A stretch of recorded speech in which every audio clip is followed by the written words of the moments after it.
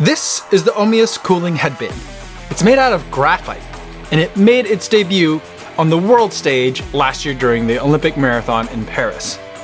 But is this something that non-elite runners can use? And can it withstand the rigors of corn sweat? It's time to get the Omius headband soaked and take it for a run.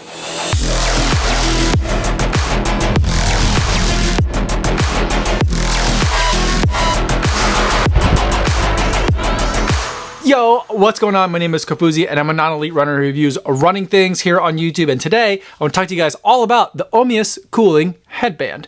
But before I give you my thoughts on this product, I do want to go over some disclosures. This was provided to me for the purpose of review, so I did not have to pay for it. However, nobody's paying me to make this video or to include their brand in this video, and no one's gonna get a chance to preview any of my footage or my thoughts before you guys get a chance to see this video on YouTube. So with that disclosure out of the way, let's talk about the Omius cooling headband and start with the specs. When I first saw the Omius headband, I initially thought that that strip of material that was across the athletes' foreheads was made out of like metal somehow. I just thought that it looked very harsh to the touch. But in fact, what it's made out of is graphite, and it's 20 of these little pieces that get put into a headband. Now, each of these pieces is actually an array of 9, I'll call them pillars of stone for lack of a better word, but it kind of feels like a stone, and touching each of these, it kind of feels cool to the touch. And then you insert them, all 20 pieces, into this headband. You can kind of see on the backside of these is flat, and that's what goes against your forehead. And the idea with this is that you're supposed to get it wet, and it's a hydrophilic coating that's on top of each of the pillars of graphite, and all the kind of pokey pillars of graphite creates a lot of surface area, which is going to help with evaporation. So water hits it, it kind of soaks up and wicks all the water away, and then it has a ton of surface area for really quick evaporation, and that's going to provide a lot of evaporative cooling. So think of it like the wicking materials that might go into a singlet or into a technical running shirt, but it's graphite, so it's much more efficient at wicking, and it does much better at evaporative cooling, and that's the whole concept. And the idea is that you're supposed to kind of continually keep it wet and continually have wind blowing across it, so that way it facilitates that evaporative process. I do feel like these pieces are a little bit brittle. I did kind of bump one of these a little bit too hard as I was loading everything into my car, and one of the little pillars fell off. You can get replacement cooling pieces. You can buy them in a 4-pack for $36, or you could buy a whole nother set of 20 if you wanted to have a whole bunch of extra replacement parts, or if you just want to get a second one. They sell them as headbands, but also as visors and hats. And the price for all this isn't cheap. If you want to get a set of 20 cooling pieces, that's going to run you $204.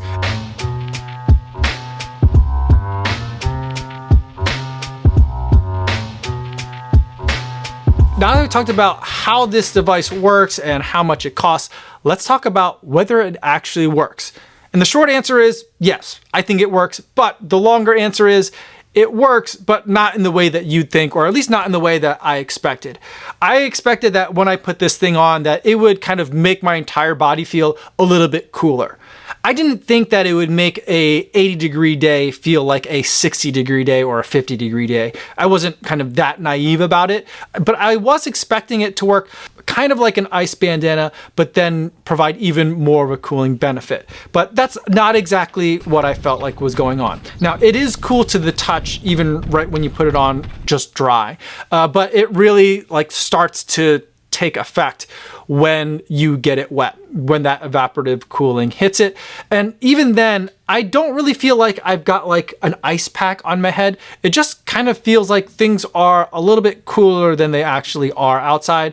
And I don't feel like it's cooling down my entire core temperature or anything like that, but I do feel like it's preventing me from overheating. And so the ways that I've been using it is on a long run. I've been using it on workouts, and I've been also running and doing workouts without using it during kind of some of the same type of hot conditions here during the worst parts of the summer here in the Midwest.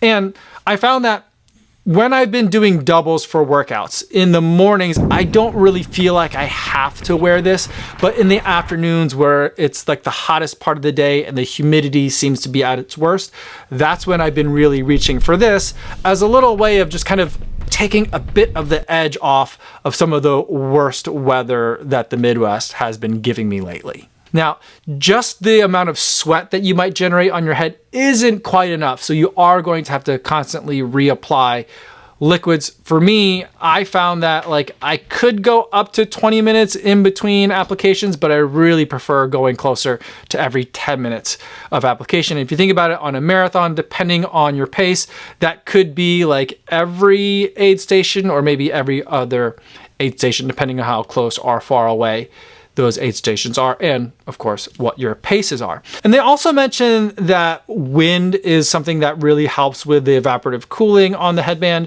And I would say that at least for someone that runs my non-elite paces, simply running into the wind is not enough for like a lot of cooling effect to really happen.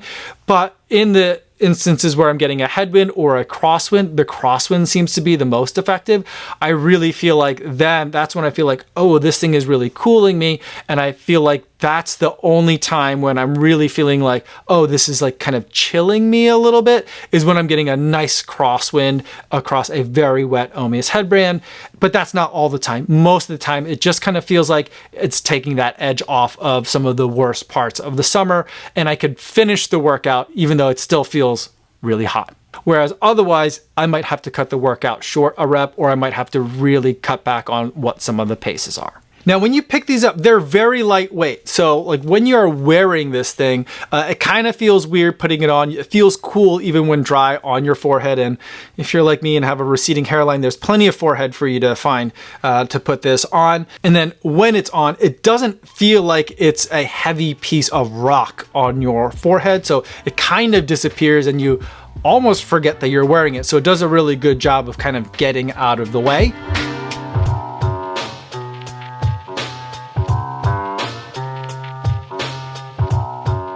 Now, the Omius cooling headband isn't the only cooling device that's out there. As someone that has been perennially really bad at running in the heat, I've tried pretty much everything. And so let's talk about how this thing does at its $200 and up price point versus some other solutions that are out there. I think the biggest competitor that the Omius headband has is an ice bandana. And so people that have spent a lot of time in trails are really familiar with this. And what that is basically you can either get a specific garment. The Feed makes one, Rabbit makes one, where it's basically like a triangle of fabric with a little hole in it. You put a bunch of ice in it and you tie it around like a bandana, just like you're a dog that just got a haircut. And I would say I've done some long runs in that this summer, and I absolutely love the ice bandana. I think it works better than an Omius headband in terms of how much it cools, how long it cools. The ice is not directly touching your body, but there's basically a bandana in between you and ice. And as that ice melts, it also is getting you wet, which helps with cooling, but that ice kind of stays in there longer than you would expect. But I think there's a couple of reasons why I think that even though an ice bandana works, there's a lot of situations where I don't want to use an ice bandana. I think that like if you think about it, like pro marathoners, even when they run summer marathons, they're not using ice bandanas because one, you can't refill an ice bandana when you're trying to run a fast marathon or if you're trying to do a hard workout. It takes time to refill it unless you've got a team, or I guess unless you've got like a lot of planning ahead and you've packed a second and maybe a third ice bandana and brought a cooler full of more ice. And so it's kind of cumbersome to refill from like a track speed or like a road marathoning workout kind of speed. When I'm doing a long day in the trails, if I'm doing a trail 50K, ice bandanas are lovely. Putting ice under the hat is absolutely lovely. Aid stations have that available for you. I don't have to like plan that ahead. The aid stations take care of it. So that makes it a lot easier to do. Bringing my own ice bandana for my own self-supported run on just like a random Saturday is cheaper than doing the Omius headband, but it is a little bit more work, a little bit more planning, a little bit more stuff to bring to the long run. And even when the ice bandana does feel great, the other thing is, like, again, at those speeds that I want to use something like the Omius Headband, an ice bandana might feel a little bit constrictive around the neck. And if it's really weighed down, I might kind of feel a little bit of extra pressure around the neck, which I might not like if I'm also trying to run hard. So there are some areas where the ice bandana does much better than the Omius cooling headband, but for like road marathons and road marathon training, I feel like there's some logistical issues that make the ice bandana sometimes a little bit less practical. Now, the other thing that I've also tested, I did a bunch of testing personally on this last year, was cooling through the hands or like on the wrists.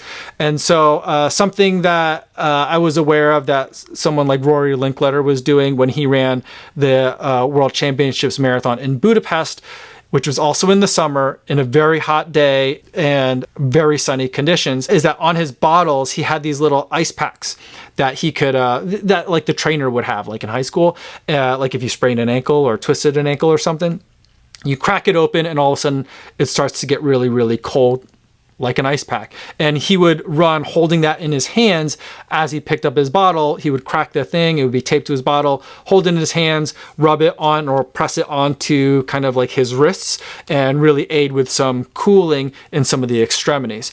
And I've done kind of similar things to that where before a race, I would take like a little water bottle, you know, like those little 8-ounce ones, freeze it hard overnight. And then during my warm up on a hot day before a 5K race, I would hold it in my hands, press it against my wrists until it was like uncomfortably cold. And then once the race started, kind of just drop it or pitch it to the wayside and then try to run that way.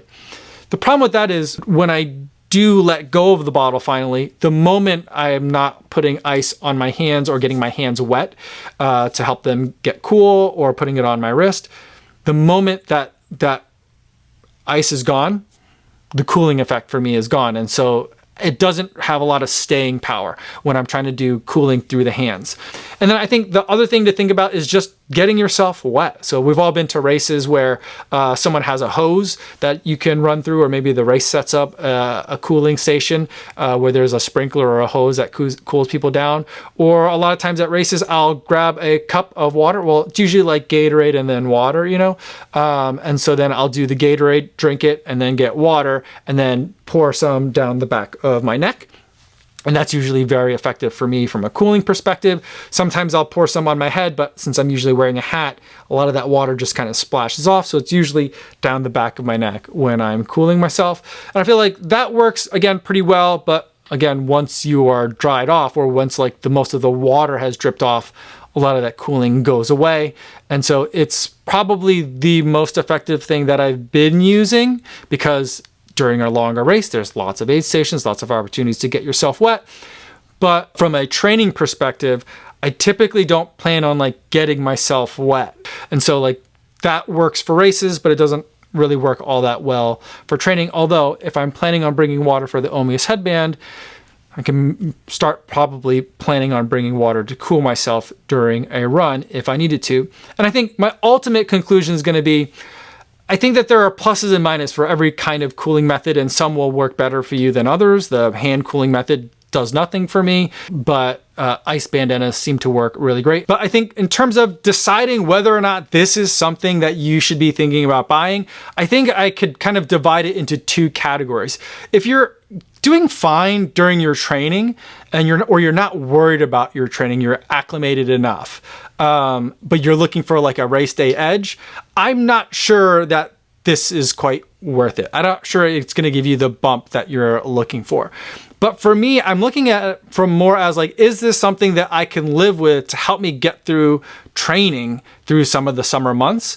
I may or may not even want to race in this, because my marathons hopefully are going to have much cooler weather than what I'm training in right now. I'm looking for something that I can train with regularly now. This doesn't need to be charged, doesn't need to be plugged in. It just needs to be wet in order for it to work. And so it's a pretty convenient way of cooling myself down to help me get through some tough workouts during the summer runs where the conditions are pretty gnarly, at least they are for me and my ability or inability to handle the heat. So those are my thoughts on the Omius headband. It's not going to be for everyone, and I certainly wish it weren't as expensive as it is, but as someone that is going to be training for the Sydney Marathon, where it's going to be really hot summer until the day that I leave for the marathon, it's something that I'm going to be reaching for regularly to help me get through some of these miserable, hot and humid days. If you have any other questions about the Omius headband, leave them in the comments down below, or better yet, stop by the live stream that I do Mondays and Thursdays over on the Kofuzi Run Club channel. I'd love to see you guys over there in the chat. That's all I have for today, everybody. Thanks so much for making it all the way to the end of this video. Hopefully you guys are staying safe out there on your runs, and I will see you in the next one. Yo, what's going on?